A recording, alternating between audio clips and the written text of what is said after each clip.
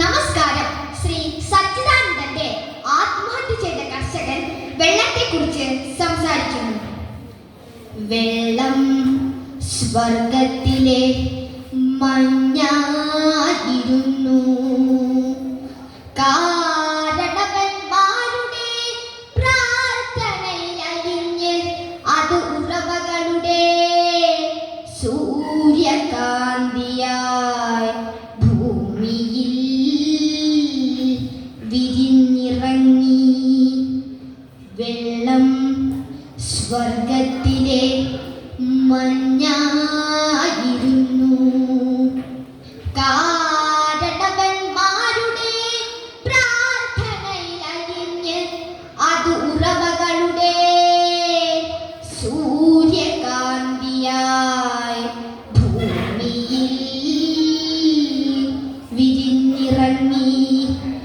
ആ അമൃത് പിന്നെ അരുവികളായി വെള്ളം ഞങ്ങളുടെ മാതൃഭാഷയായി. അതിലൂടെ വെളിവും വിടവും നേടി ഞങ്ങൾ തലമുറകളോട് സംസാരിച്ചു. ഞങ്ങളുടെ നാടിനു പേര് പുഴകളുടെ നാടെന്നായിരുന്നു. പുഴകളായിരുന്നു ഞങ്ങൾക്ക് തേനും വയമ്പും. അവയായിരുന്നു മൂലപ്പാൽ, പിള്ളത്തൊട്ടിൽ, താരാട്ട്. കുട്ടിക്കാലത്ത് പുഴകളുടെ പേരുകൾ ഉരുവിട്ടു ഞങ്ങൾ പേടിയും ദീനവും മാറ്റി. മുതിർന്നപ്പോൾ പുഴകൾ ഞങ്ങളുടെ ഉച്ഛ്വാസത്തിന് വാത്സല്യത്തിന്റെ ഈർപ്പം പകർന്നു.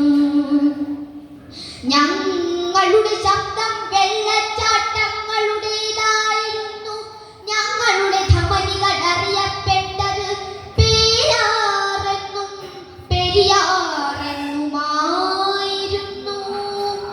നാഠികൾ പമ്പയെന്നും കബനിയെന്നും. വെള്ളം സ്വർഗത്തിലെ മഞ്ഞായിരുന്നു. ഭൂമിയുടെ ഉദരം നിറയെ ജലമായിരുന്നു. 1000 വസന്തങ്ങൾക്കുള്ള വിത്തുകൾ അതിലൊഴുകി നടന്നു.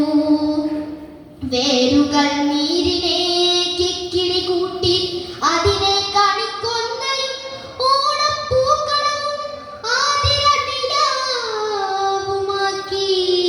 ഞങ്ങളുടെ കവികളെ ലഹരി പിടിപ്പിച്ചു.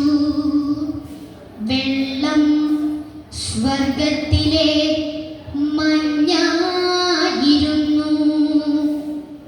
ഇനിയും ഞങ്ങളുടെ പുഴകളിൽ പൗർണമി നിലാവ് പോലെ തെളിനീർ നിറയും വരെ എൻ്റെ ആത്മാവ് ശമിക്കുകയില്ല.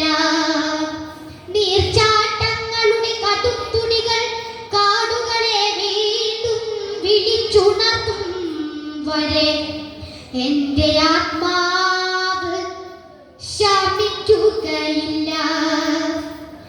എൻ്റെ